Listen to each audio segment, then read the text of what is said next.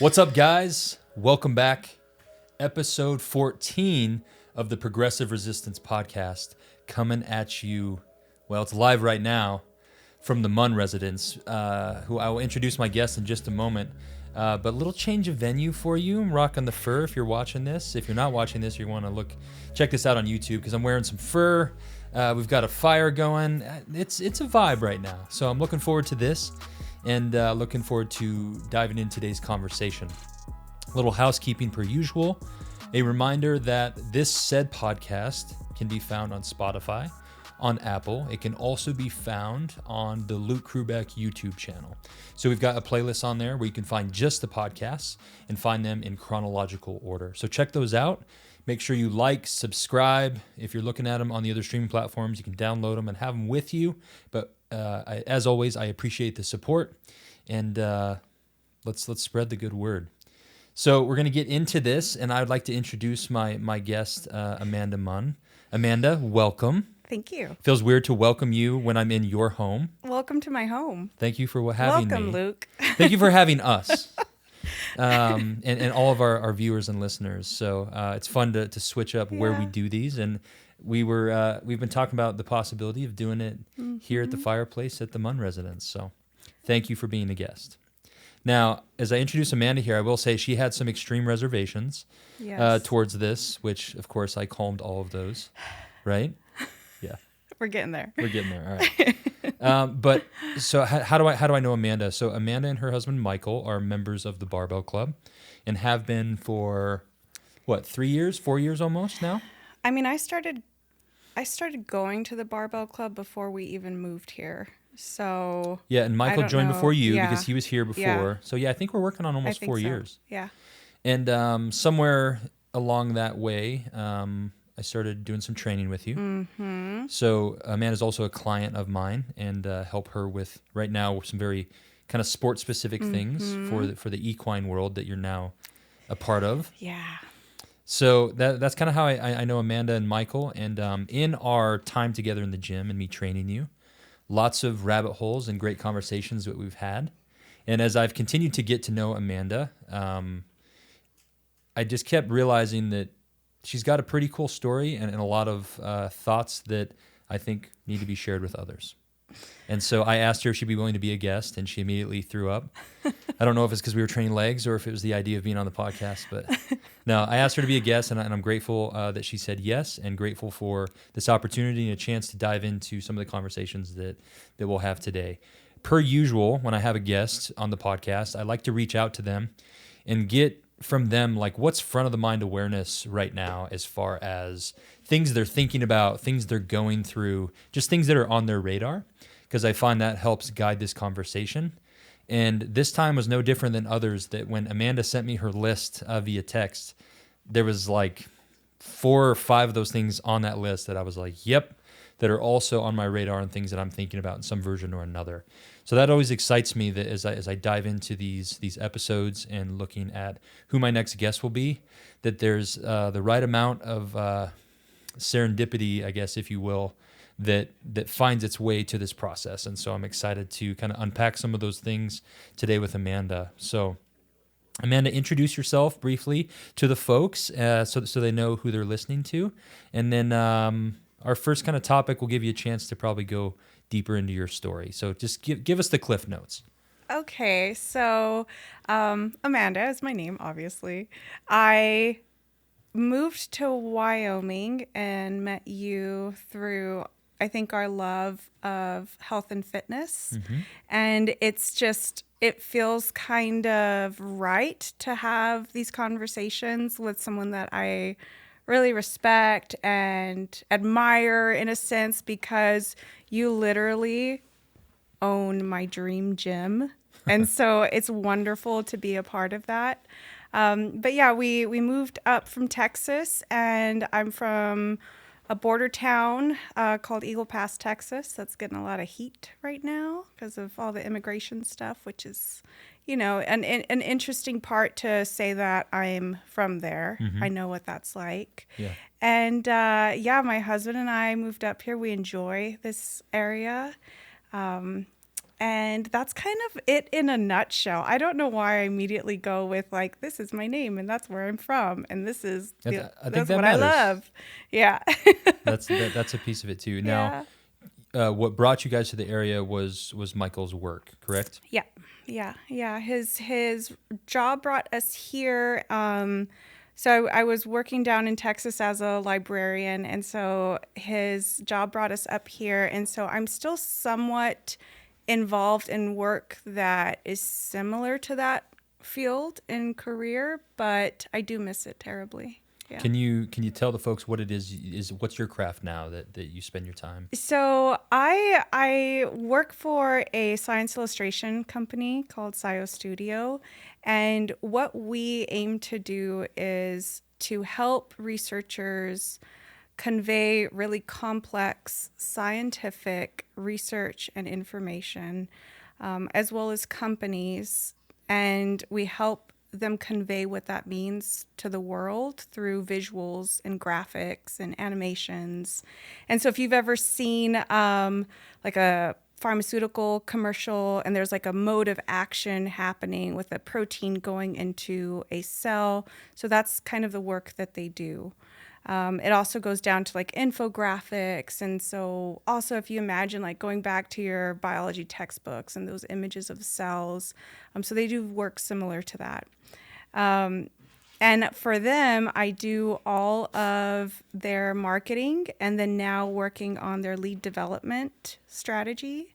And then I also work on some of their metadata stuff. Cool. All remotely too, which is wonderful. Which is killer. Yeah. Yeah. Nice opportunity, right? Oh yeah, absolutely. Cool. So it sounds like you're maybe less of the graphic design portion of it and a little bit more into the marketing side of things for them. Definitely more involved in like the business development side of things. I feel like that's kind of where my wheelhouse lands, and I really like the work that I do with them because there is a lot of creativity that gets into, well, what do people want to see? Who is your audience? What are they looking for? What are their pain points? And so I help them answer those questions and then create strategies to just kind of reach out to these people to let them know that we exist. Yeah. Yeah, I love that. And we might probably get into that today, maybe a little bit on said pain points, because it's very interesting. I found that when you work backwards from whatever you do for a living, if you're working with other humans, it in some version or another, it's working into sales. And so sales in some sense, right, it gets a really bad rap, but actually so much of our life is selling something, right? And so, finding those pain points is a piece of the puzzle for definitely what I do for fitness, right, and for the Barbell Club. But yeah, it's an important part of the process, I think, to be accurate on where you're putting those efforts and trying to gain traction. Like, what's our demographic and who's, who are we trying to tailor this to? So. Yeah, and this sales is a very like business word, and like what I really think a business is trying to do, right? Yeah, there's a value added to a service, but that what a business is actually trying to do is it's trying to solve someone's problem because they likely had the same problem once in their lifetime. I love that. Yeah. Yep, helping people solve problems. Like that's what it's right there. Like that could be by definition sales. Yeah. Yeah. You're helping someone solve a problem, right? Yeah, I love that. Killer. Yeah. Well, so again, we're getting to know you a little bit more with my first kind of question or topic for you. One of the things that you had sent over when I said, "Hey, top of the mind awareness, what are we talking about?" Right? You said your next decade. Yeah. And I love that. And I'll start by prefacing it with this. Here's some of the thoughts that it gave me. There's this really interesting concept of designing your life by working backwards. And it was challenged. I was challenged once to write a eulogy for myself. And imagine, okay, like, pick your age. Obviously we want to, whatever. I want to live till I'm 120 or whatever, right? Do you? I think so, depending on what version that is. Okay. Life is rad, man. And I have FOMO when I think about checking out and when my expiration date is. So yeah, assuming I can have my faculties, my health, I wanna kick around as much as possible. But 120. Pick an age, whatever. Let's say, okay, it's 90s. you pass away in your 90s, and you're going to write your own eulogy, and you're working backwards by decade. And so this is what triggered it for me. You're working backwards by decade, and you're describing what your life was, working back to your current position of where you're at now. You recently just stepped into a new decade, did you not? So 40. I was also thinking about that, and that how interesting all the timing of all this is, right? But what happens when you work through this exercise, when you write this eulogy working backwards? For a lot of us, if we're middle aged, or we're in our 40s, or we're in our 30s, we don't have that many decades to work backwards from. No. So the first thing it makes you realize how short life is, and how far down that path you already are, and how much you potentially have left, God willing. But it helps you kind of have this design process of like, what do I want my life looking like in my 90s, in my 80s, in my 70s, in my 60s, and working back from that and being, hey, what am I spending my time doing at that? Am I in my 60s? Am I still working? They talk about the career I'm still having, or am I traveling and spending time with my family? Like, what are those things? And it gives you an opportunity to add some specificity down the line. And again, not to be too repetitive, but just work backwards from that. So it's a really interesting concept. So that was the first thought that it gave me. Right. And so your question was like, your next decade. Before that, tell us about your last decade that's kind of brought you here. I'm working on knowing you for the last 5 years almost. So kind of take us through the last decade to today for you, and then I want to segue into your next decade a little bit, and like some things that are on your radar and things you're thinking about. Oh gosh. Okay. There's so much, right, that happens in 10 years, but the things that stick out to me the most are the things that were like the most impactful moments in my life. My last decade, I got married. My father passed away. I moved to 3 different states, went up and down between careers, because we're moving so much, trying to finish my master's degree, shutting down my business, selling parts of it off. It was all of these things that had happened, watching both of my parents deal and struggle with cancer, and welcoming 3 amazing new members of my family into the world, my nephews too, getting my dream horse. Also, so many great things had happened in the last 10 years. And I don't know if those are also things that I just naturally lean towards. Like, those are the things that I think about the most, other than kind of the crazy parts of life that, cause you to shut down in moments. So I definitely tend to focus more on like, wow, that was a lot that I accomplished in 10 years, and a lot was going on and a lot happened.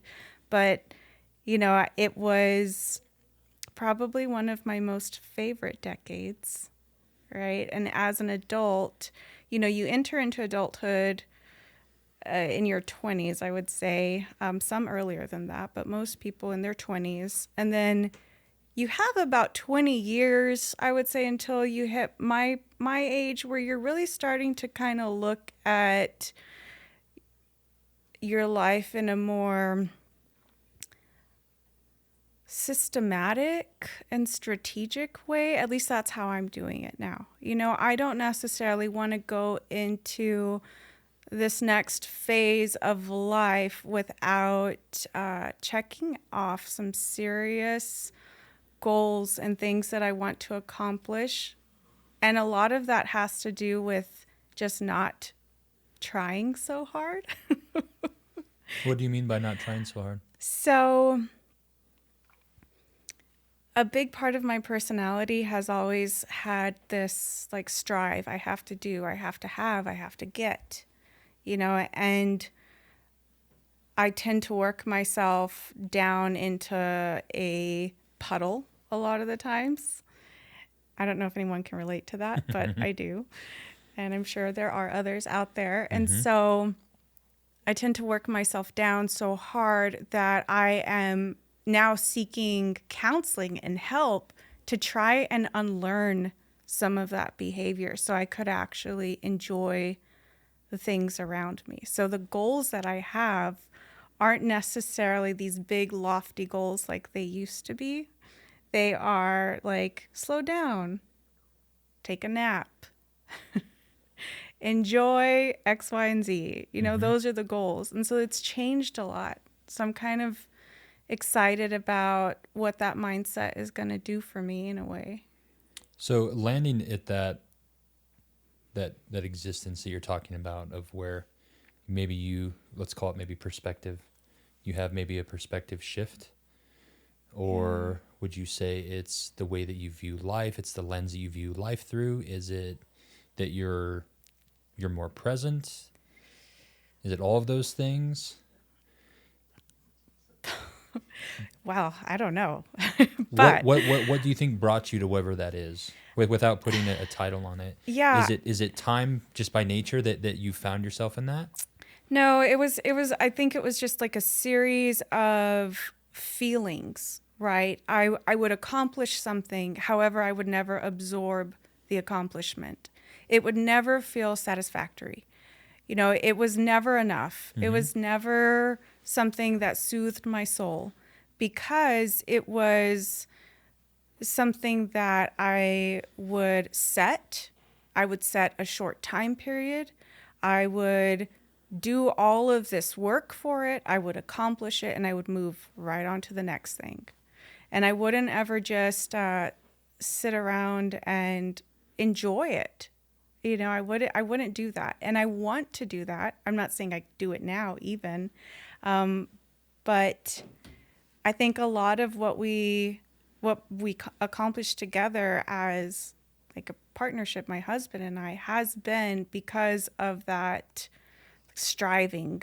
We're constantly doing and trying to make our situations better. And yeah, I think it's, for me at least, I can speak for myself only. I think he's still got a bit of that, but for me at least, I'm ready to start kind of enjoying our life together and slowing down a little bit.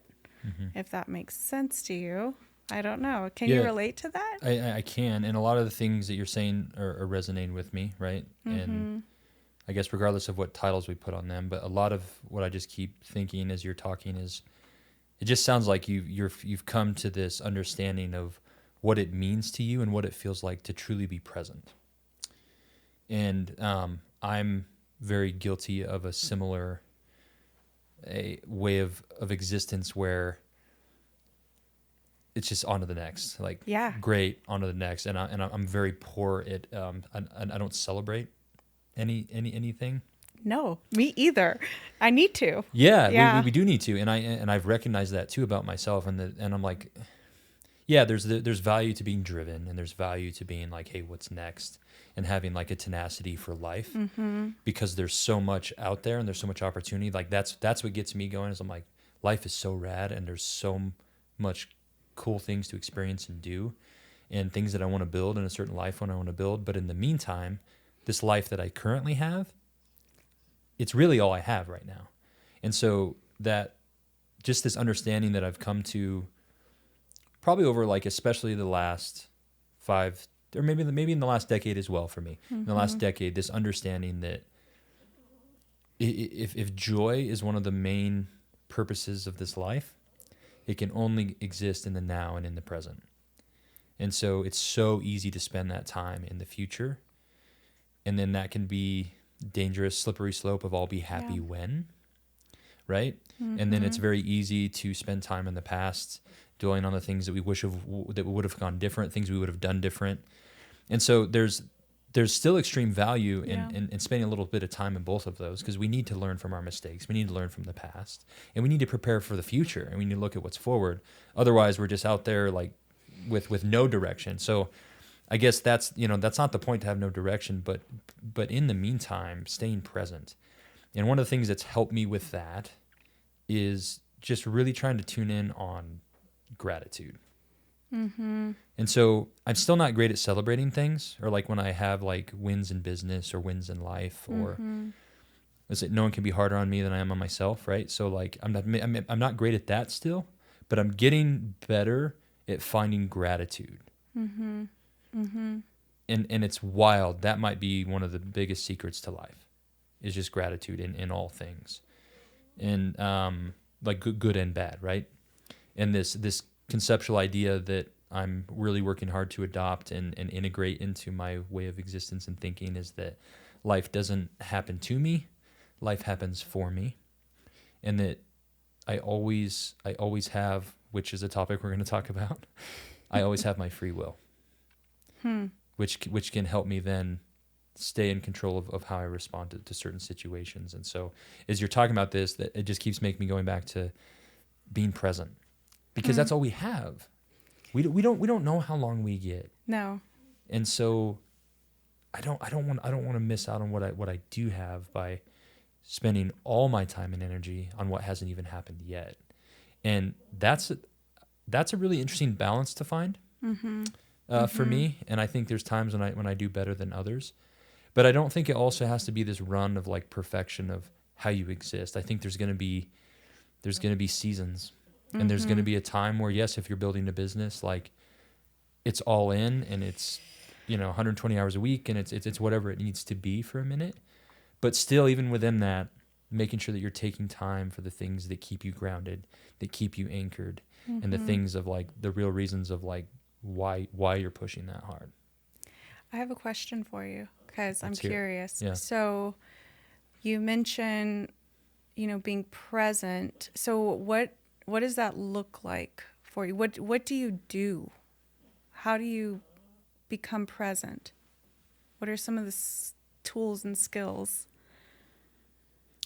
So I think like most shifts that happen in life, it's a recognition of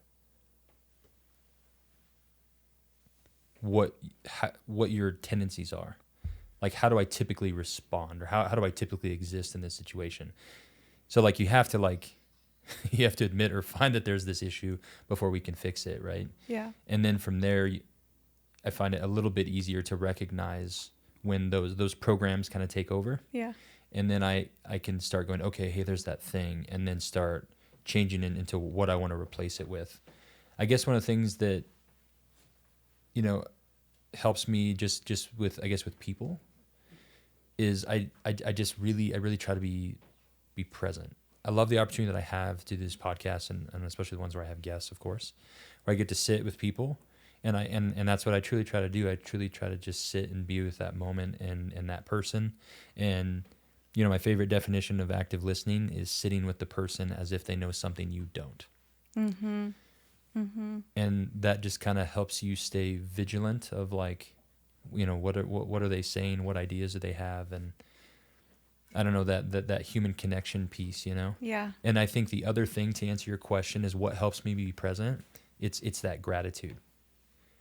Because in the moments of my life where like I'm feeling that angst and flustered of the business isn't even close to where I want it to be, and I'm so far from, X, Y, or Z and the things that I want to build and all this, if I can roll back and retune into gratitude of all the things that I have to be grateful for right in this moment, it can help bring me back to that reality of like how good things are and how much I just have to be thankful for. Right. Right. And I think that's useful when things are going good and when things are going bad. Exactly. When I saw Dr. Jordan Peterson live, he talked about that. That's one of the principles of one of his books, is gratitude. Mm-hmm. And when he was talking on stage, he's like, gratitude, and I'm paraphrasing, but he said gratitude in all things good and all things bad. And he said, because why the hell not? Huh. Like what better option is there? What better choice is there? When shit's hitting the fan and you feel like things can't get any worse, like what better choice do you have than to still find the good in it and find gratitude for what you do have?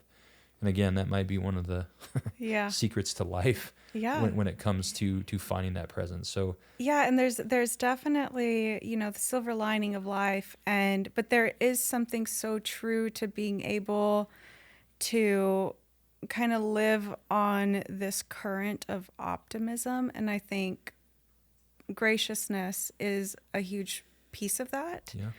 And one of the things that I think I realized very early on, no idea that I was even in a practice of that, was, so I was a yoga teacher.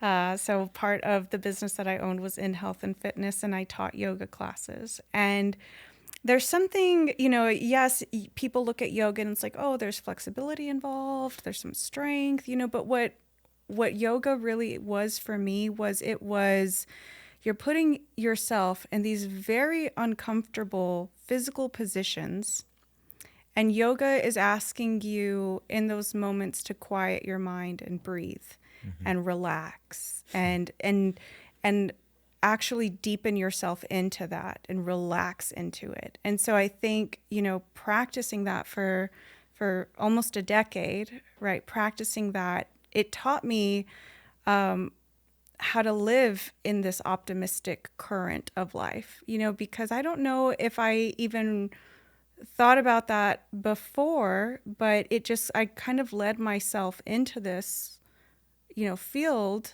of fitness, and it turned into something completely different for me.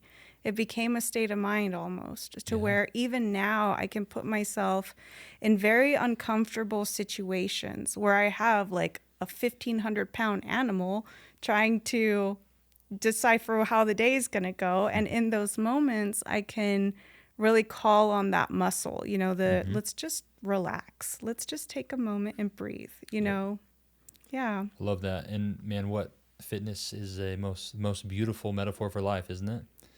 And multiple times weekly that comes up in some sort of conversation, right?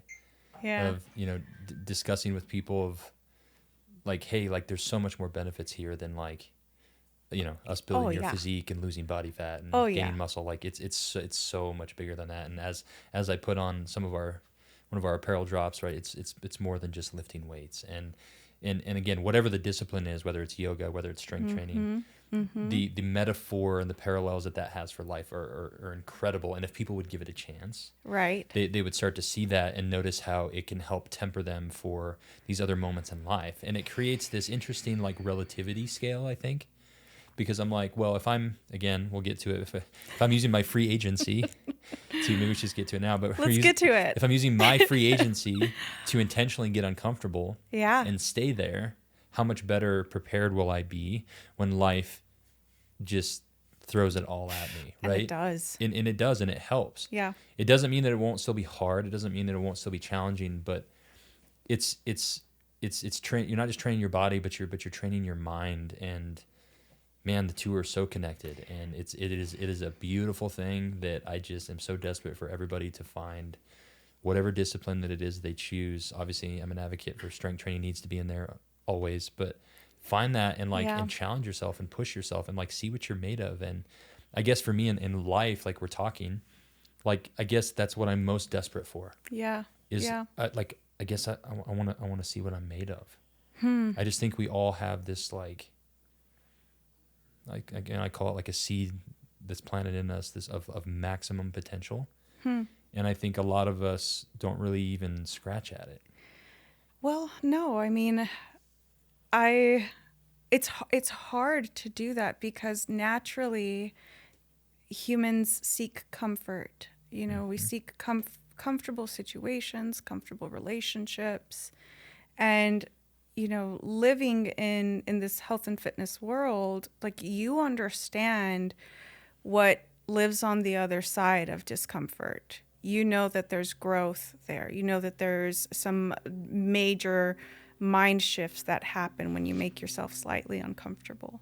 And naturally, humans don't seek out uncomfortable situations. It goes against everything that makes us a human too. Yeah, and then the needs for it, I think, through the different generations, that there's a requirement for you to seek that out because life's not going to give it to you as much in today's world as it has in decades or centuries past, right? And so, there's that vicious cycle that I've heard described that hard times make good men make easy times make weak men, and weak men make hard times.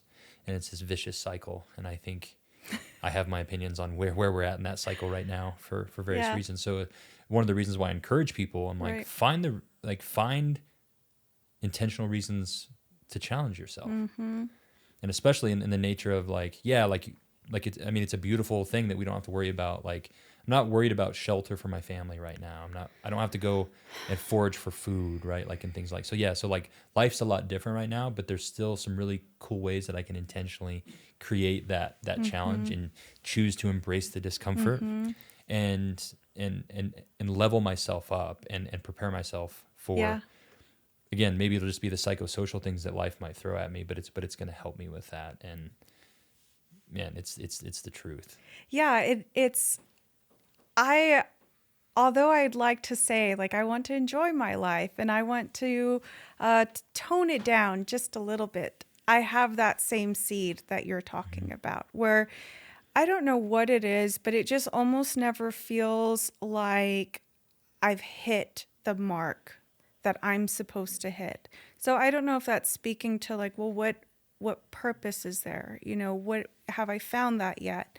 And I like to ask myself those questions because I seek that out. There's almost something that exists within me that feels like a void that I'm close. I feel so close, but I haven't quite found it yet.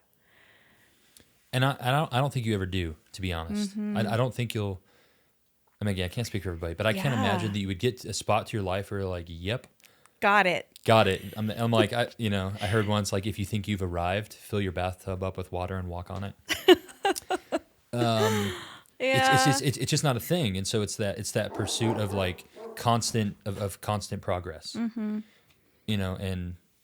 progress over perfection. Like it's just constantly moving forward and trying to find that. And I think that's what makes it cool. And again, using fitness as a metaphor, right? You'll never get the perfect physique. And if you look at it from like the bodybuilding angle, like there will always be something you can improve for your symmetry or the balance of it or the function, strength. Yeah. So like it's never done, and that's why it's such a beautiful pursuit. It is because you're pursuing something that you will arguably never reach, and that's it. And so again, it circles back to this understanding that I've kind of gathered and become aware of, and probably especially the last 5 years, that it's not the destination, it's the journey. The journey is the destination for lots of reasons. One of them being we don't know how long we get, right? And it's so easy to get caught in that rat race of I'll be happy when, or all these things that we want to build and we want to work for.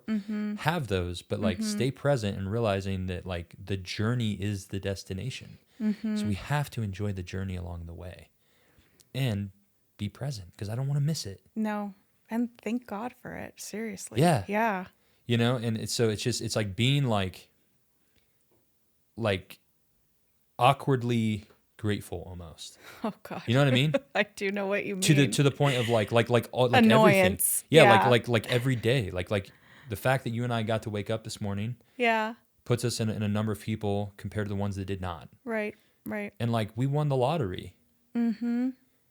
And it calms the nerves, I feel like, because I was really nervous to do this with you. And then as soon as I saw you, like I walked out and I saw you and I was like, yeah, I immediately got excited. Sure. Because there was a moment there where it felt grateful. Like I felt grateful to you to put me on the spot like this. My mom's going to love this. We're doing it for your mom. Let's be honest. Just doing it for the moms. Do it for mom. Yeah. Yeah. So it was almost like this mind shift that happened immediately, and I think that speaks a lot to how you show up for people too, because whenever I saw you, my mind just was like, this is going to be fun, And so it's kind of wonderful to have that.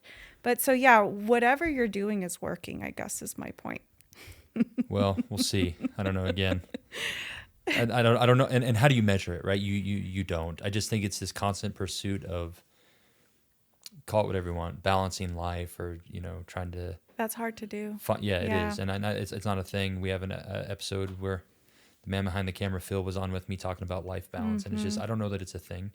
If you're going to appropriately. That's a pursuance that's difficult to stay behind too. Like if you're actively trying to pursue balance with just the ins and outs that happen within your life, I think is one of the most difficult things to pursue. I would Yeah. agree with that. And I think what I've kind of decided is I think what balance looks like is it's establishing some really basic non-negotiables that you will not put behind anything else. Mm-hmm. Now, that doesn't mean that they won't look different at times. So I have the flag hanging in the gym, right? It says God, family, freedom waits. Mm-hmm. And that's like, I mean, we could, that means a whole lot more than what it says to me. But like, Yeah.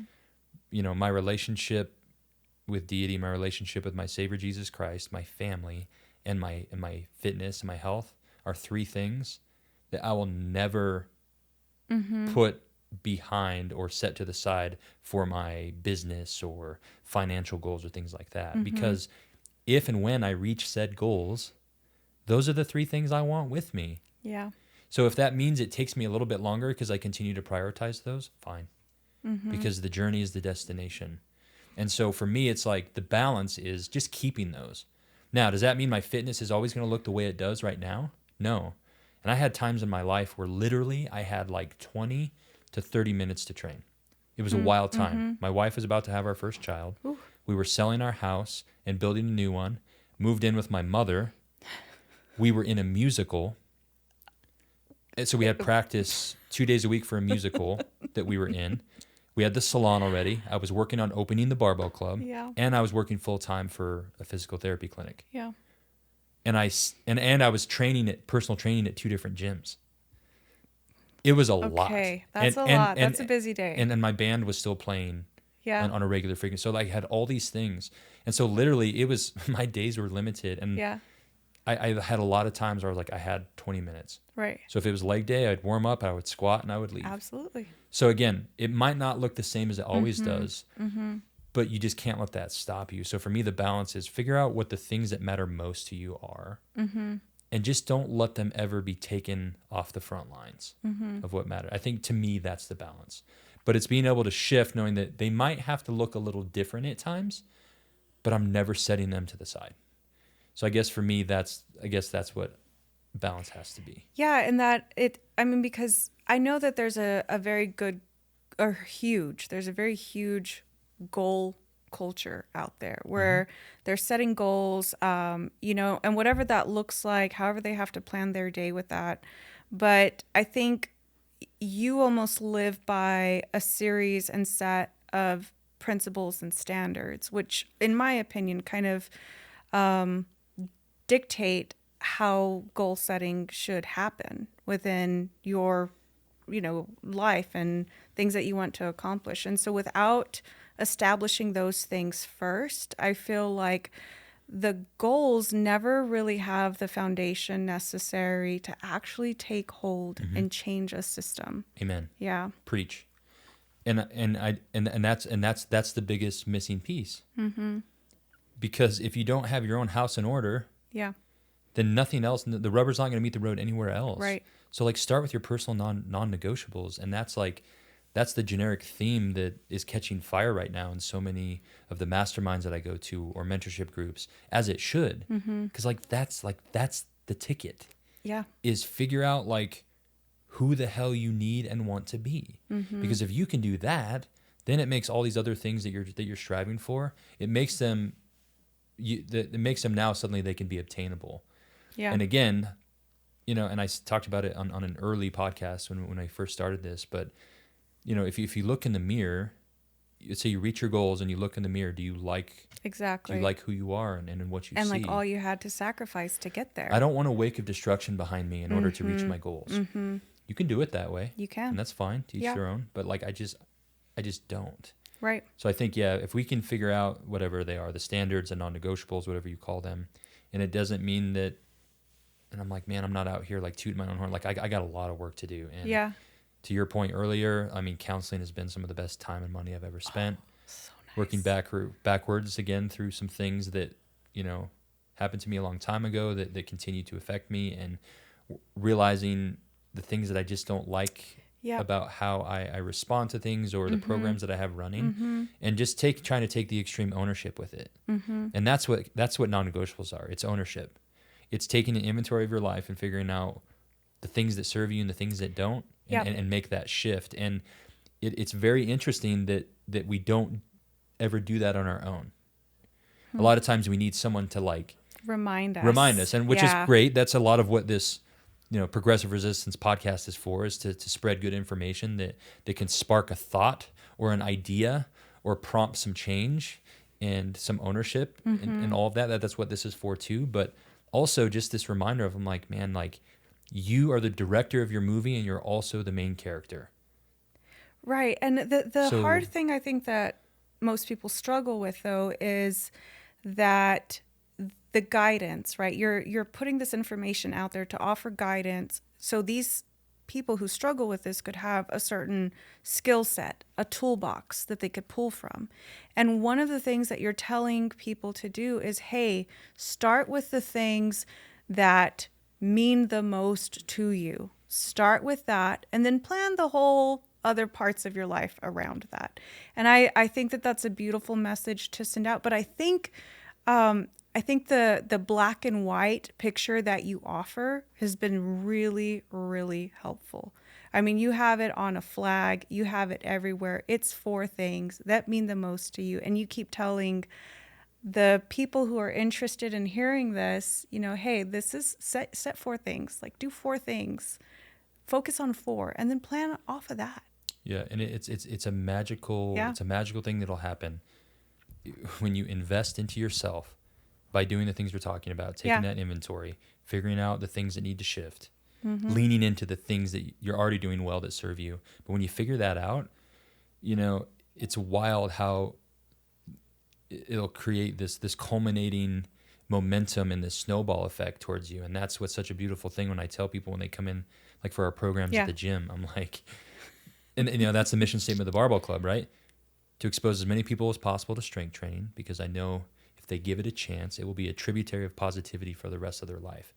All that means is that when they establish some of these really generic non-negotiables that help them be better versions of themselves, everything else starts improving. And it's a beautiful thing. My wife and I went to a couples marriage mastermind a few months ago. And, one of the topics there that the guy that was hosting, he said when he does business coaching with people, the first question he asks them is, how's your marriage? And they're like, what are you talking about, bro? I'm here to talk to you about like business, marketing, and like what I'm doing for sales. And they're like, he's like, how's your marriage? Yeah. And it's like, because if you don't have the nuts and bolts and the framework established, then like none of it matters. None of it matters. So it's fascinating and it's really cool. So with that, what's the next decade for Amanda? A lot. I want to pepper in definitely some striving and achieving, all while practicing a kind of a lower current, I guess. I don't want to get there so quickly. Yeah. I really want to take my time with it. I want it to marinate. Cool. I want to enjoy this next decade of my life by doing the things that I like to do, which means for me and my personality is saying no more often, right? I really want to exercise that muscle. That muscle is a weak muscle. I like to help people. I really get a lot of pleasure from watching someone else accomplish something with my help. And I've noticed that tendency tends to exhaust me all at the same time. So I'm trying to find a kind of new way of operating. And so for my next decade, that's what I really want to strengthen. I want to strengthen my ability to say, I can't commit to that. Yeah. No, I like that. And I think at some point, like, you got to look out for numero uno first, right? Again, you got to get your own house in order, right? Yeah. I think that would be kind of like the thing that I'm going to try to work on the most. So then that way I could offer myself up some room to focus on the things that I want to do for myself and the things that I want to accomplish. I love that. Fantastic. And with some of that, like you and I, again, working with you as a client, we've talked about maybe trying to get you off the roller coaster you've been on a little bit with some of the fitness goals. Yeah. And honestly, that in its own right is a version of saying no. Yes. And right. And figuring out like, what is this, Yeah. again, balance, or like, what's this Yeah. look like for like longevity? Like, Right. how does this fit in, right? To where it's not this all or nothing that just robs me of like enjoying the journey. Right, right. Yeah, I had a really good friend of mine who I was telling her about this, because I was on the transformation roller coaster, Sure. which was very successful for me, I will say, but it's because of that tenacity You where I was crushed like, it. if Yep. I'm going to get it, I'm going to get it. And so now I struggle with the mindset that came from that and how I look at my body. A lot of the gratitude had to come in there, where it's just like, well, I am grateful for this, but it's not quite what I wanted it to look like. And because I would see these phases of extreme leanness to then I had to quickly go on the other side of that, so then I could get lean again in all the hopes to win some money. And I was telling her about, something that came into my inbox that was reminding me of like, hey, we're going to do it again. And this feeling of like, oh, well, I know I could get that and I know I could win this. And all I have to do is hit enroll and I'm on this path all over again. And she's like, why don't you just unsubscribe? And so it was that moment that kind of opened up this idea of like, there's a lot that I actually have to unsubscribe to. There's so much going on. So, but that's a perfect example. I mean, that's what we're talking about doing is like, look at it from that. Yeah. Cause we're all very familiar with that process of unsubscribing on these junk emails we get, right? Yeah. Imagine the different ways that you function through life right now. Unsubscribe from the things that don't serve you. Unsubscribe from the programs that you have running that don't serve you and help you be who you want to be. Because again, like I always say, how are you going to be the best anything if you're not doing the things that help you be the best you? Exactly. Right? Exactly. And so, yeah, I love that. So, I liked it too. It gave me, because to me, saying no to someone almost feels like a disappointment. Sure. And so the unsubscribe thing, because, right, we have the option to do it and it's in our control, it kind of changed my mindset about what it is to kind of get something out of your inbox or your life, so to speak. Absolutely. Yeah. No, I love that. Yeah. Unsubscribe is the new way to say no, right? We're just going to unsubscribe there. Maybe we shouldn't say that so much on, because we want people to subscribe. So yeah, except for the podcast. Except for the Progressive Resistance podcast. There you have to subscribe. Yeah. No, I really like that. That's good. And I think saying no is a undervalued 2-letter word that can help us, make sure that we're pointed in the right direction. And I think there's ways to appropriately say no to where you don't leave people feeling disappointed. I think that's a lot of times why it's accompanied that like, well, I don't want to say no because I'm a people pleaser and I don't want to disappoint. But like really like, I just think if you present it with the honesty of like, hey, like I'm really trying to preserve my bandwidth, and that's I just don't have room for that right now, and honestly, and be like, and because I don't have room, I wouldn't be able to give that my 100 while also keeping my other non-negotiables, like, and again, you don't even need that much explanation. Like it can just be as simple as like, hey, sorry, that's just not gonna work for me. And that's I think the hardest part about like people with the same tendencies that I have is. We don't have the words. They've never existed in our vocabulary. Sure. So it's not even something that, that we can call upon. That sentence is hard to find in my head. Yep. Yeah. So saying something like that, I should take notes, but like that would actually be great for me to practice. Yeah. Yeah. I think at some point, like having some scripts that help us kind of find the words or find the reasoning. Although I will say, like, one of the reasons I like, training you on Wednesdays and is like you challenge me as a wordsmith, and I like that. So what did you say earlier that I really liked? Oh, you were going to pepper that in there. I was like, yes. Pepper it in. Yeah. So I'm going to make notes of these things that I need to put in my regular vocabulary. Yeah. So let's get into free will then, since we've already chatted about it a little bit. Mm-hmm. So yeah, so you sent that over to me as an idea, and it was just simply free will. So enlighten me on like what does that mean to you? And like you say, you've been struggling with it. Like what is, tell me where you're at with that.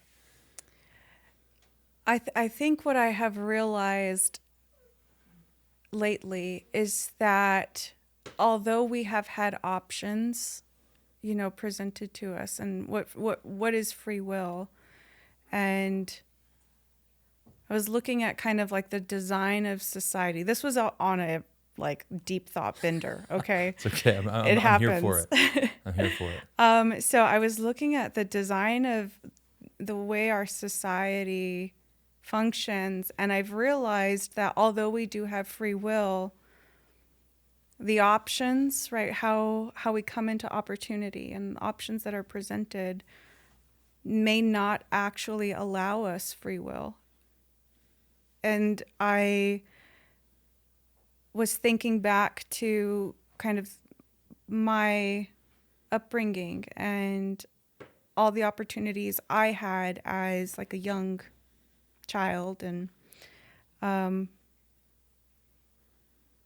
the careers that I chose, the choices that I made, the free will choices that I made were limited because of, what my environment presented. And so I didn't even understand a lot of what else was out there, really. And so Yeah. I think, and then I was like, well, I was thinking about just in a grocery store, you walk in there and you think that you have the choices, but your choices are laid out for you. And so is free will a true ability, and I don't know, I haven't been able to find the answer yet. So I thought it'd be a great thing to get your insight on. I love that. And I think it's something that I think about and perseverate on a little bit myself, and kind of tying that into my relationship with deity. Yeah. So I love that you put that on there, and I was like, yes, because this is something that I think is something that's on front of mind awareness for me, and something I think about a lot. And I don't know that I fully understand it either. I don't think from a standpoint of, again, deity and creation that maybe that we're meant to right now. But I think exploring the ideas of it are fascinating, and I love that portion of it. And I think that can bring us maybe to some better understanding personally of what it means to each of us. I guess for me, free will is so often looked at, especially in a religious standpoint. Free will is, well, I have the option to choose between right and wrong. And a lot of times it doesn't get thought of much past that. And it seems to me, I'm like, well, sure. But you literally have the freedom to choose kind of everything, to what you wear, to, your style, to what your like personal brand book is, right? Like you get to choose everything about your life, like how people feel when they're in a room with you. Like you can kind of like choose and manipulate like what you want your life to be.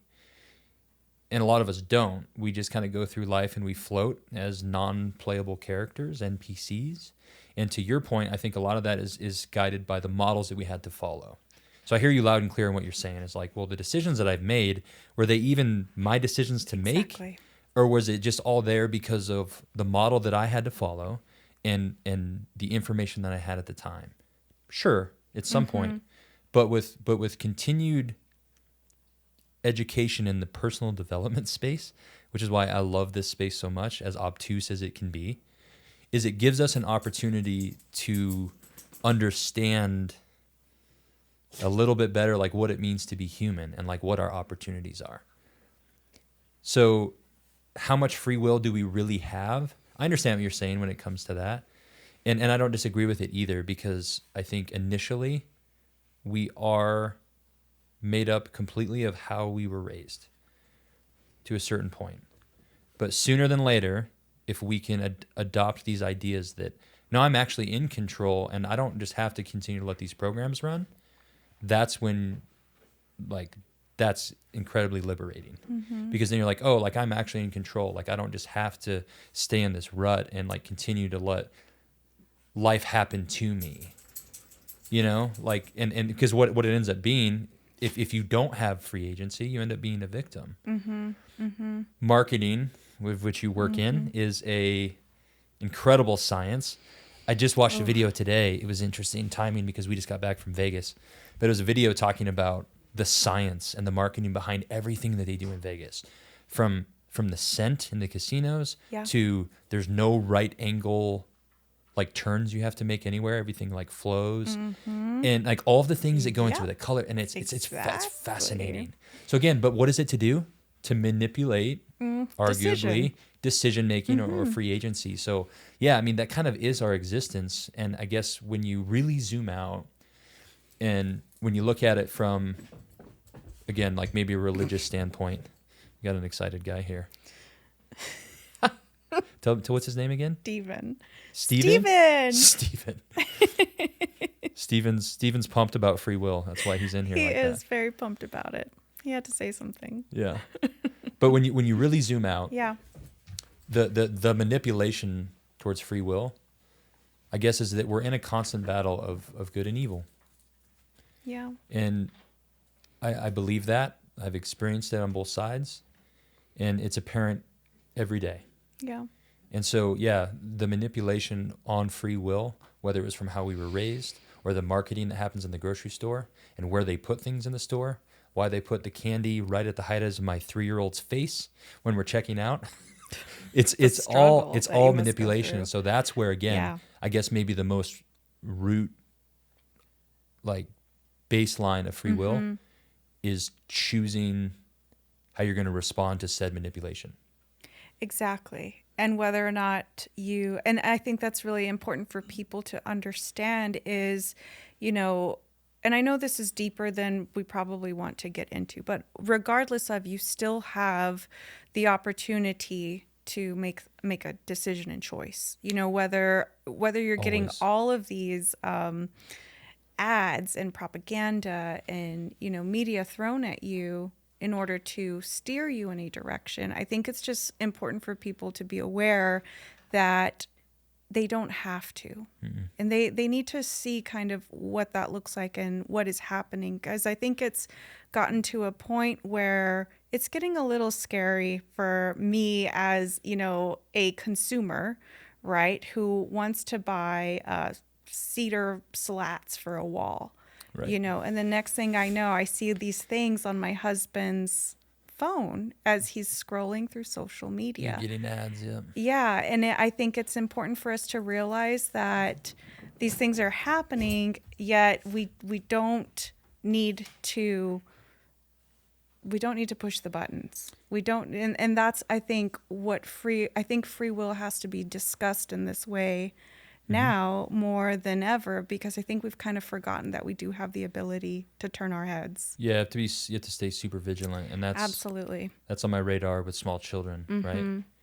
Because it's like they're just so inundated, and it's like, Yeah. it's the Wild West out there when it comes to this. So that's one of my main objectives with trying to raise these small children into human beings that contribute to society and can build a life they want. Right. Is making them realize that they are in control. It's not the other way around. Exactly. I think that we are subject to God's will. Yeah.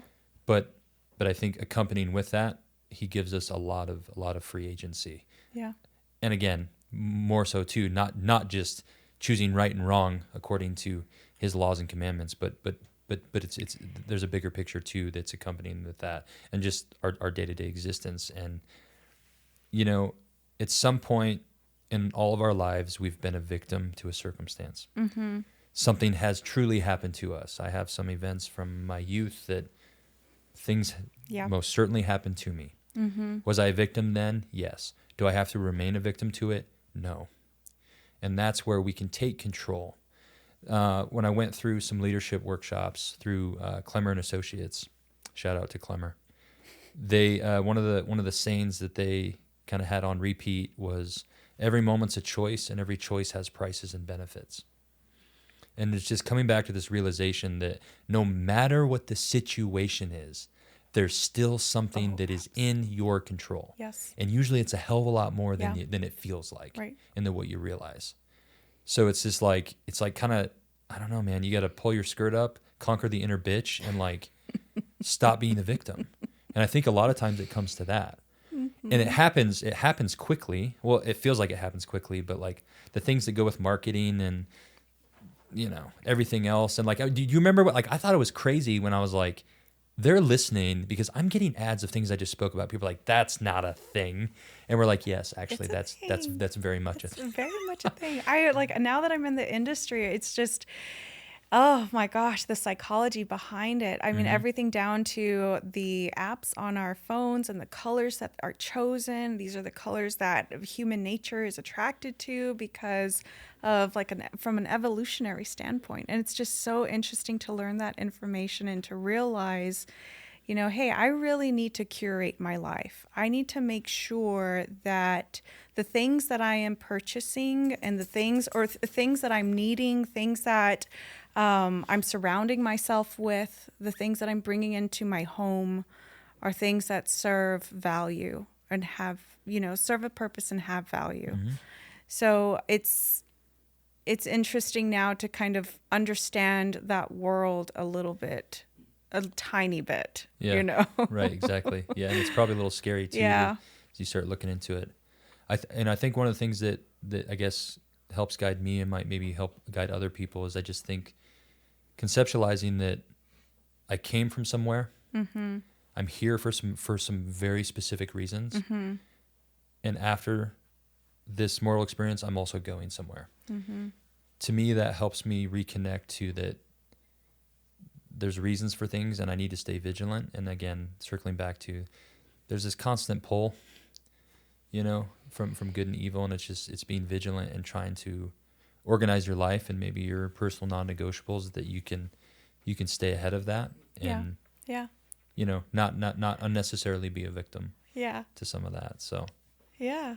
yeah, no, thanks for going down the rabbit hole of free will with me because that's a cool one. And I just think with a lot of things we've already talked about, that's what it just comes down to. It comes down to choosing. I almost feel like, you know, the free will, right? If we really look at what that means at its core, it very much means that, you know, our abilities should never ever be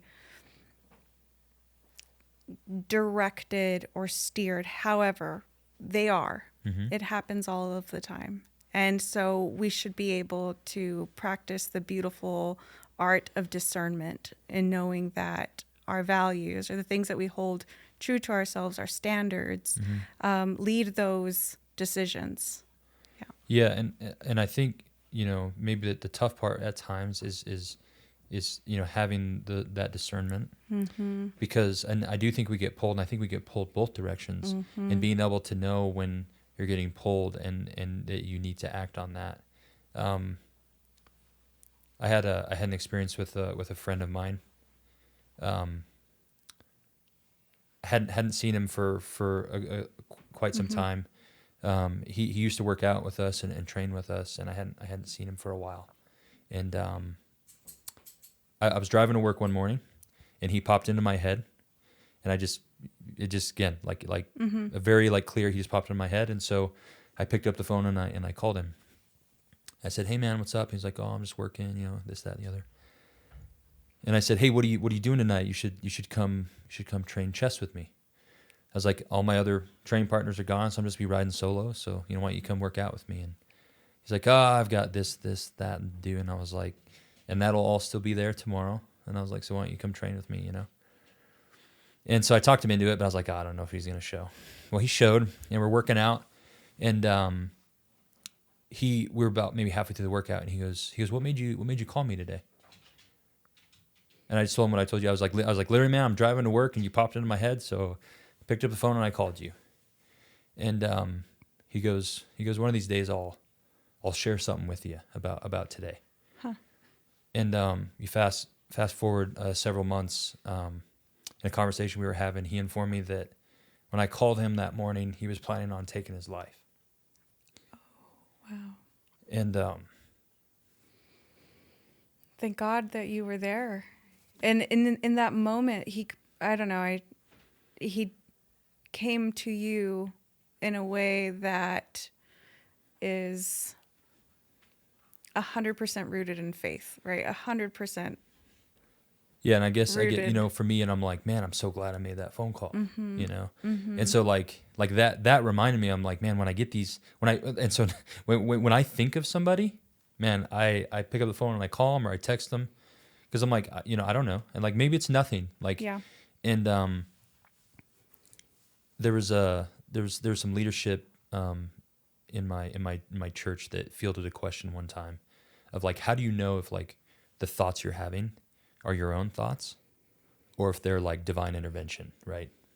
Or like the Holy Ghost speaking to you or whatever, right? Mm-hmm. And his answer was interesting because he said, well, I'm paraphrasing, but he said, if you're living life the way you should, Right. you can trust that those thoughts can just as easily be divine intervention, right? And so we don't have to like have this Yeah. real divide line Yeah. of it. It's just like, be a good person, live the life that you know you need to be living, and you Right. can trust that those thoughts, especially if they're for good, right? Like you can just trust that you're probably being guided that way. So, to your point, like free agency is a very interesting thing because it is manipulated, Yes. whether it's here by Yeah. our fellow humans and peers, or whether it's by divine intervention or other things. And so it's a fascinating one, but I just think tuning in on the basic understanding that, again, every moment's a choice. Every choice has prices, benefits, and you always have a choice. Mm-hmm. Mm-hmm. You always have a choice. I'm curious, how is faith introduced to you?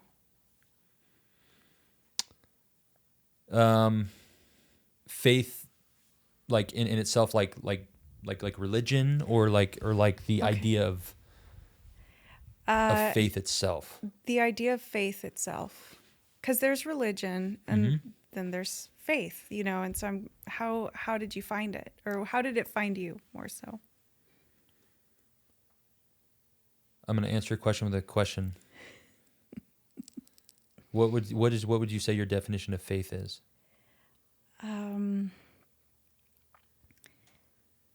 This almost, I think it's a feeling. It's a feeling that there absolutely is a greater force at work. Absolutely there is. And Yeah. so it's that feeling. So Yeah, it's a I feeling. guess Yeah. what brought you to that feeling? Do you have that feeling? I do. So faith to me, if I had to give it by definition, is faith is believing in something without seeing it. Mm-hmm. Believing in something without objective, tangible proof. Mm-hmm. It's believing in something because you know. Hmm. And so, like, I'll use the example of love. How do you know that you love Michael? Yeah, it's a feeling. Prove it to me, though. Okay. Michael, get over here. No. No, it's But you see my point. yeah, it's unprovable. Yeah, like, Yeah. and so like I've had this conversation with people, and they're like, well, since I love my wife, I provide and I do, and I'm like, no, those are the things that you do because you love her. Mm-hmm. Prove to me that you love her. You can't. You just know. Yeah. And so like, how do I know that Jesus Christ is the Savior of this world? I just know. I just know. Is that something that you've always known, or did you have something, a moment? As long as I can remember, Mm-hmm. I've had a very, very intense testimony of my Savior, Jesus Christ. As long as I can remember. Now, there's other things that accompany, deity and our relationship with it and all of that, I have lots of faith in other, like, I guess, general gospel principles. But to me, that's the one that matters most. And that's the one that I base everything else off of. And that's the one that I will never let go of. Mm-hmm. Mm-hmm. Because in a world that has so much Yeah. turmoil and so much draw in any direction, and I teach a Sunday school class to 13 and 14-year-olds, and I often advise them the same thing. I'm like, figure out what it is you know to be true. Yes. Figure out what that is and hang on to it and don't let go of it.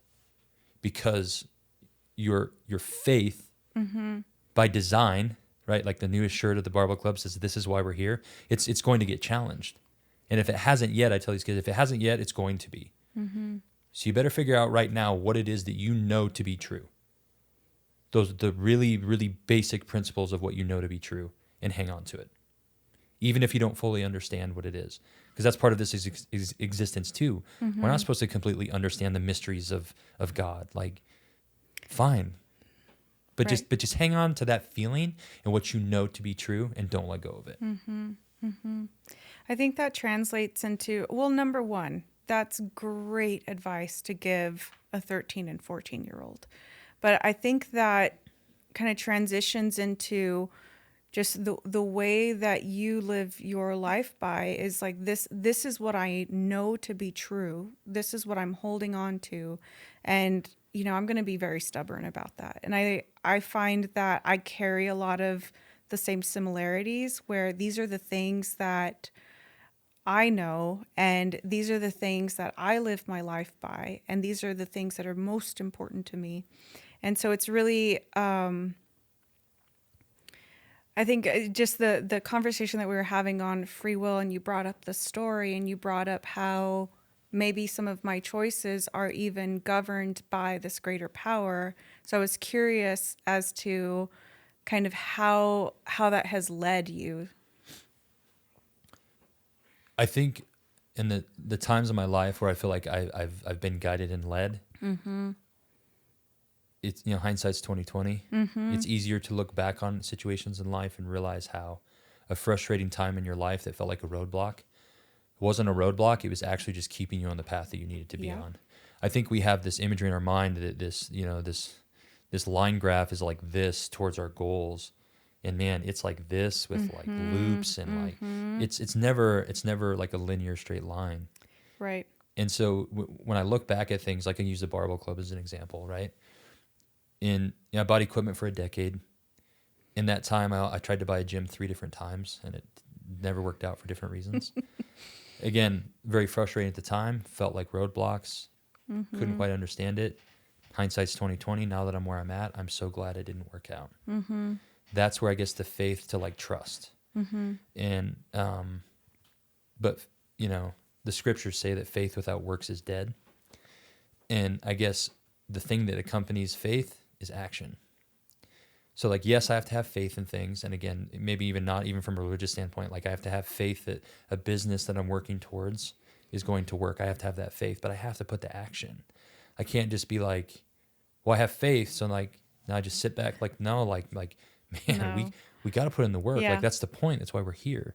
Exactly. And so I just think you have to put in the groundwork. And so I don't know that there's a ton of times where like when I'm doing it, maybe per se, I know, but like little moments like I shared with you before we started this, I was kind of laying out how this podcast was going to work, right?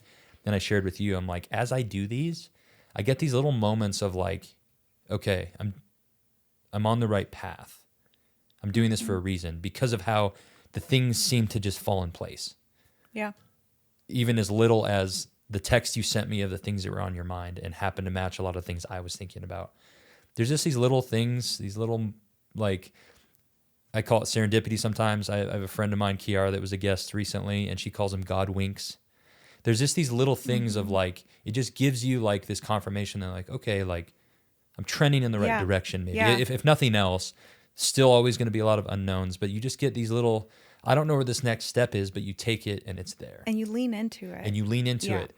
And if you take that next step, it's not there and that door gets slammed in your face, again, you have faith and you trust that. Mm-hmm. And again, whether it's gratitude or faith, like you're leaning into it hard to an awkward, like, I'm grateful for that. Yeah. Because I know there's something better on the other side of it. There's something to be learned from that trial or that tribulation or that struggle Right. or that victory. But here's the deal. We don't really learn from our wins. No. Oh, absolutely not. You know, so we get so frustrated when like life kicks us in the dick, but I'm like, again, like the shirt, like I put on my shirt most recently, this is why we're here. Yeah. This reminder of like, not only in the gym, like, yeah, it's supposed to be uncomfortable, but like lean into that and like be okay with that and have gratitude and figure out like what there is, because there's something to be gained from that on the other side. Always. Yeah. Always. I had a really kind of moment happen in my life where those things became very clear to me later on, years later after it had happened. But I was on the journey to ride my bike from Austin, Texas to Anchorage, Alaska, and I got hit by a car. And, right, why did this happen? Right. Like, I have this huge thing that I need to do. Why did this happen? And it ended up leading me down a interesting path of like finding a tumor and okay, well, there's all of that comes along with that. And the distraction was still trying to accomplish going on the ride. And so I look back at that time now and I think, of course, all those pieces add up. Absolutely, they do. And the struggle of that added up. And the distraction was there for me. And all those people that came into my life at that point were part of that. They were parts of that puzzle. They meant more to me than I think that they would ever know. There was a person who, right whenever that happened, I remember he was wearing a black cowboy hat with a feather in it and had long red hair, right? Just almost like a character that exists in my mind. And he put his hand on me while I was laying on the asphalt and started praying. He was the first person to get there too. And that was his go-to. That was like this moment where he felt that was the most important and necessary thing to do. And I remember kind of hearing bits and pieces of that. And then now thinking back to that, and I still am kind of confused in how I survived that. But I think that had a lot to do with it, And then, right, that moment in my life made me realize that absolutely things happen for a reason. And you go through these struggles in order to learn about yourself and to realize how important it is to have a community of like wonderful people. Surround yourself with those people because they'll get you through it. Mm-hmm. Yeah. Absolutely. Yeah. I love that. And I remember you shared that story with me before, and I'm glad you brought it up. Because, it's like, again, hindsight's this beautiful thing. Is you start to see like all these little moments where there was some intervention outside of your own. And it's like, hey, you know what? We have to do this for a while now, and then you can go back if you want to. Yeah. I just can't imagine a life where, again, we didn't come from somewhere. We're not here for a reason. We're not going somewhere. There's a quote that I heard, and it said, "The architect of the universe did not build a staircase leading nowhere." And I think those moments like that you've shared, I think it's kind of proof of that. Mm-hmm. Even with all the things that we're maybe not yet to understand, it's for a reason, man. Yeah. And so I love that. So thank you for sharing that. Yeah. So, man, we're blowing through it. So I don't know that we'll get through all the topics that we talked about. So topics. Might have to be a part 2. But I did want to get to at least one other one. So, and maybe we can combine the two a little bit because they might be connected. They probably are. Let's talk about the 2 you sent over of why is authenticity so hard, and I added or is it, and then influence and skepticism. Okay, let's do it. Okay, so you sent those over, like, so those were like top of the mind. Yeah. Tell me about that. Like, why is authenticity so hard? On this tangent that my brain is on for the last few weeks, it's very much so I'm looking at all of the models that have shaped society, right? And I'm looking at them in a way that I'm starting to understand that these qualities to appease and fit in and challenge, they're very much a human's ability to survive in a community. And so true authenticity, if we are going to be true to ourselves, then we have to first understand that we are products of the things that have raised us. And so we have to first understand that. And whenever we look at that, then we are able to, again, use that wonderful skill of discernment and say, okay, these are the things that serve me and my community, and these are the things that don't. And how am I going to show up? And what am I going to put myself into? And what are my opportunities? And so I find that being truly authentic with all of those thumbs kind of on us, I find it almost one of the most difficult things to do, to be truly authentic. What does that mean exactly? I guess my first thought when I think about authenticity is honesty. And maybe even before honesty with others, honesty with yourself. Because if you don't have it with yourself, you can't offer it to others. It's a lot like trust. If you have a hard time trusting, there's probably a portion of that that's guided by the fact that you don't trust yourself, because you don't keep promises to yourself. So I just think when you think about authenticity, it's this honesty and just being really honest with yourself, being able to look in the mirror, take an inventory of your life, take ownership, extreme ownership of every situation. Again, stop being the victim. I think that's a really nice gateway or foundational spot to build authenticity from. And why is that so hard? Because honesty fucking sucks. It's really hard. Yeah, and it's not fun looking in the mirror. It's not fun, like, it's not fun to go to counseling, go sitting on the couch of tears and like working backwards and realizing like how much ownership I have to take of like the situations. Yeah, X and Y, Z happened, but then I made X and Y, Z choices. So like it's that honesty piece, and I think that's why it's hard, is because it stings. It does, and it's almost this constant feeling of, because in my position, I don't know if you can relate to this or if anyone else can, but at least in the way that I look at authenticity, it's like I can practice being authentic as long as, it fits. And I don't have the know-how to really be truly authentic, not worrying about if it fits. Yeah, well, how many people, I mean, myself, yourself included, exist in complete, authenticity all the time, or like, I guess, unconditional authenticity versus circumstantial authenticity. Yeah. And I think that's a challenge, and maybe that's guided by caring, too much about what other people think, right, and things of that nature. So I think there's culminating factors of why authenticity or maybe honesty is hard. Yes. And like they always say, well, the truth hurts. Well, yeah, it does hurt. And that's like anyone that's dug into their own truths and being honest with themselves about where they're at or why they're not where they want to be. Yeah, it sucks, but that's the point. Right. And just like the gym, like you don't get better at squatting without squatting and challenge yourself and working your body past what it's used to. And to get through life and from the psychosocial components that affect us all, it's no different. Like you have to exercise that. Yeah. And you have to get uncomfortable. And again, like so much of the things I put on the apparel for the Barbell Club, it's not like, it's for the gym, but man, it's so much for like outside of the gym too.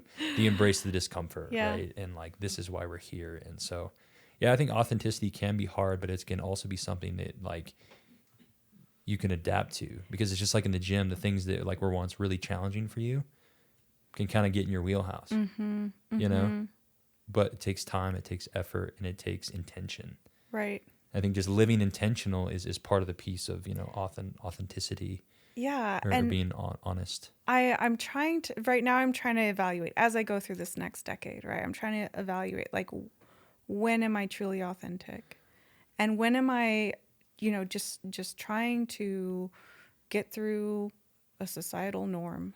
Like, when am I? Yeah. And okay, let me find more moments like that, because that's something that, I guess just with the way that we now have to operate, I'm trying to find places in my life where I can be truly authentic and where I'm not necessarily worried about concern or, what other people think. I don't think I've ever really been too concerned about that necessarily. Sure. But the people who matter, I do care what they think. Yeah. Absolutely, I do. And I think there's a Yeah. healthy balance to that. Mm-hmm.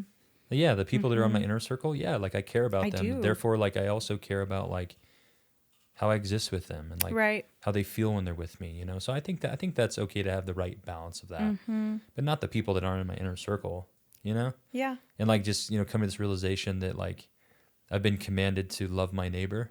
It was Mm-hmm. considered the second greatest commandment by Christ. But I don't have to like you to love you.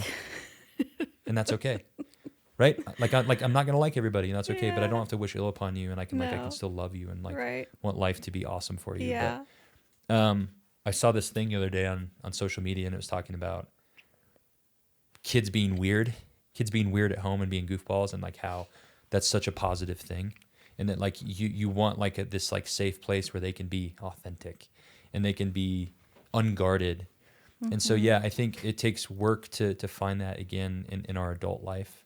Yeah. But, maybe it's with the small things like you're working on this next decade of saying no. Right. That's a form of increased authenticity to yourself and the things that matter to you. So that, again, if you prioritize those non-negotiables, you can then show up better for Michael. You can then show up better for your craft and what you do for your career. Like all of these things innately because, well, you invested into self again. So maybe authenticity is investment into self. I like that. I like looking at it like that too, because I do think that they go hand in hand. And I think that as, you if you are also struggling with that, I would like to know because I think we need a community. But I would prefer, right, to live a more authentic life, whatever that means. I would prefer that. And so I'm trying to create an environment that makes that more able makes me more able to do that is what I mean. Yeah. Yeah. I guess I found times in my life where my authenticity or honesty seems to cause me more problems than it does maybe in the help long me. run or in the long run short I don't know, term? but in the short term Okay. for sure. My wife would admit that she's guilty of feeling like she needs to like be my buffer She's because like, I'm I need to sometimes mediate this because I'm conversation. too straightforward. Uh-huh. So I think Yeah. it's balancing both sides. Yeah. Yeah. Choosing to have a filter maybe more than sometimes I do was probably not a bad thing, but yeah, I think you have to find a way to foster that, and I think it just it starts with self. If you can find a way to be really authentic and being honest with yourself of where you're at, and again the things you're doing or things you're not doing, and like figure out your own stuff, and then that can definitely transform into then your most personal relationship, which is your significant other, your spouse. I think it just builds from there, Yeah. And I think start it there. And it's like to that point of that post with kids, like, man, I desperately want to create a good model for my children to follow. And I know I'm going to screw up. And I can see it already. And at 6 and 3 years old, I can see like the negative stuff that I know they've picked up from me. We talked about like not celebrating things. Like I watch my daughter do that. And I'm like, damn it, that's me. I don't want that. So again, like all the more reason. I tell people all the time. A buddy of mine that just had a baby recently, when he found out he was pregnant and they were like maybe 6 months out, he said, "Do you have any advice for me?" I said, "Yeah, I do." I said, "Figure out who the hell you need to be and that you want to be right now." Because the sooner you can figure it out, the easier time you're going to have not passing things on to that child that you don't want to pass on. So, because we're products of that. But again, just because you were a victim of it and that's the way it was doesn't mean it has to stay that way. Right. Yeah, and breaking those generational curses are really difficult to do, but it's not impossible. It's not impossible, and it takes time, and it starts with just the awareness of it. Absolutely. And being honest with yourself. Instead of being like, oh, it's just the way it is. Because that's the way my dad was, and that's the way his dad was. And I'm like, no. So yeah, no, I love that. So then I guess that kind of ties into influence and maybe some skepticism. Yeah.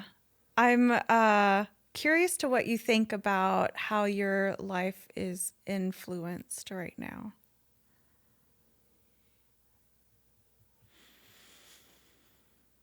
Well, to your point earlier of how we're bombarded constantly, it's like even for me as a grown ass man, I feel like for on some things in life, like I don't have it all figured out, but I have a decent handle on some things in my life. We're all very influential, or can be influenced rather, right? And therefore, I guess can be influential for others. It's easy, man. Like social media is an interesting study for that, right? It's easy to see like I've got my own amount of body dysmorphia. Being a bodybuilder, anyone that's done anything like that will realize that, and it's easy to compare yourself to others, you know. Yeah. So,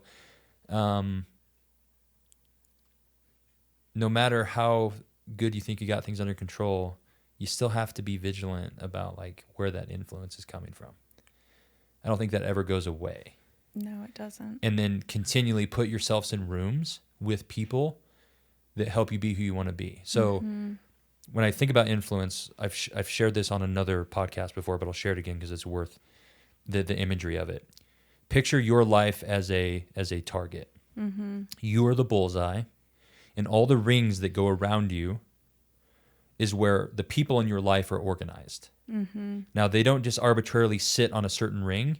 It's up to you to, again, use your free will and agency to organize the people in your life closest to you that serve you and furthest from you that do not. Now, as you rearrange these people on these rings, you're not like calling them. You're not like calling your brother and be like, hey, man, just so you know. I shifted you out. You're out like 3 rings now. So, you know. No, but you're just making a conscious effort to be like, okay, like you're changing, you're renegotiating what your expectations are for this relationship.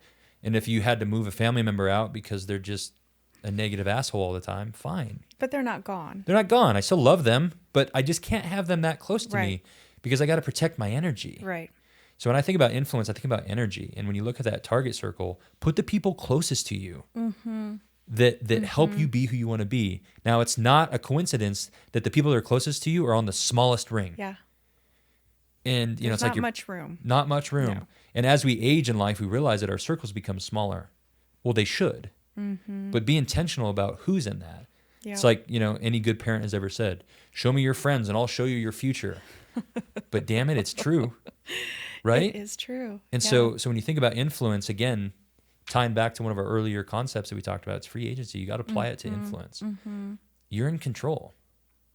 I think being skeptical to it is very important too. And I think that as people get flooded with all of the things, right, within the circles and the people in their lives, and now constant adverts, you know, I think it's important to be incredibly skeptical of the information that they are getting fed and they are receiving on a constant basis, because we now don't have a real opportunity to kind of tune a lot of that stuff out.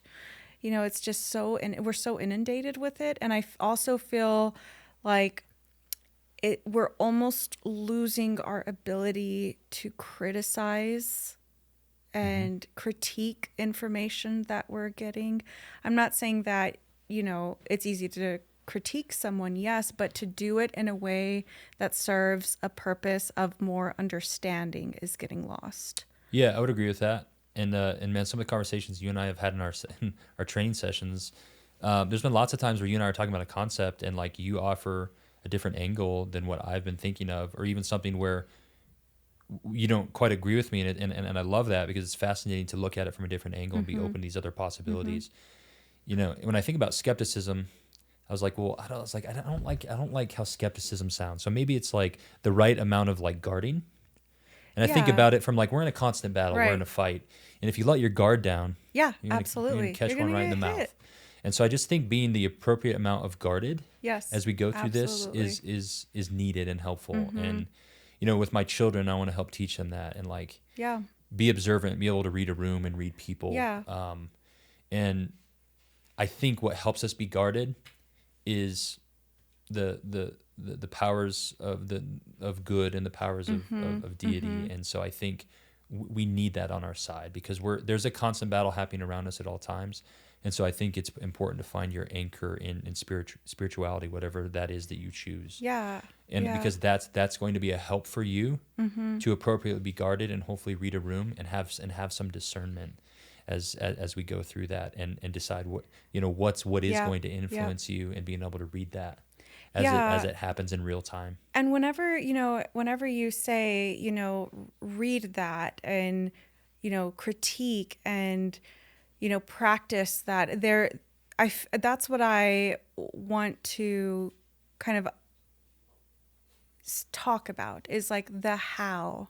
So how do you critique? And like, are you criticizing, or are you, actually applying a set of questions in your mind Yeah. that say, how could I understand this better? Or what is actually truly happening here? And Yeah. so it's almost being skeptical to seek understanding, Mm-hmm. not being skeptical to criticize. I feel like those things are very, very different. They But are. It's the how. It's like, The how, yeah. does this align with me? I think that's it right there. Like if you have your non-negotiables established, it's pretty easy to know if this makes sense. Right. If the business deal makes sense, or Right. if the opportunity that's before you, like, does it align with what you've said as your non-negotiables? That helps for like an objective reasoning. But I'll be honest with you, like my how, it's much more my gut. Huh. I've just learned to that when I have a feeling, I just trust it. Yep. Yep. And there's been times where like I had a feeling, and it wasn't necessarily like something I needed to completely avoid, but I just had a feeling, and it was usually I was usually proven right. And so a lot of it's just like getting to that space of like understanding to where you can have like a kind of a conduit of whatever discernment, or like some help from the other side to be like, to where you can trust your gut. Yeah. And there's been a lot of times in my life, and especially recently in the last 5 years, where like I've trusted my gut, and I didn't know why, but I just had a feeling. And like not every time, but pretty much every time, it's proven me right. I've never had an instance where like trusting my gut didn't actually work out for me, or at least I can't think of one. There's just something about that. And it's very obtuse, and it's very whatever cliche, but I'm telling you, in a world that has so much information, and a lot of it with no context, like what else do you have? Because where do you go for like real information right now for anything? Yeah, I know. So like what else Not do you Google. have? Don't and go so to like Google. when I've told people that, I'm like, well, I'm just trusting my gut. And Yeah. they're like, I'm like, yeah, that might not be objective to you, but man, Right. it's an important function to have with you. It is, especially when right now information is kind of endless, and it is, accessible. And it's spoon fed to you. Absolutely. Yep. So I think being able to disconnect from that a little bit, and again, like trust your gut, man. Yeah. Like listen to your heart, and ask important questions that, kind of feed into the things that you want to accomplish too. I think that's a part of it. I couldn't agree more. And that might be a perfect spot for us to end this. We have like 4 or 5 other topics we didn't get to, but we can talk about them during training. We'll do that, and I don't know, maybe we'll have a part 2 down the line. So, Amanda, thank you for coming on the podcast. Thank you for hosting in your home. Yeah. Building us a fire, and let me borrowing your coyote fur. I feel like that's just what made the podcast. But it wasn't bad, right? It was wonderful. No, I had a great time. So this is great, and it's, again, it could have easily dove into these more, and I don't know, maybe there'll be a part 2, but thank you. And for all of you that have found the podcast and have listened to this, thank you. I hope you guys enjoyed this. Check it out, the Luke Krubeck YouTube channel, Spotify, Apple. Don't forget to like, subscribe, share, all that good stuff. Help us spread the good word. And guys, don't forget, build the better you.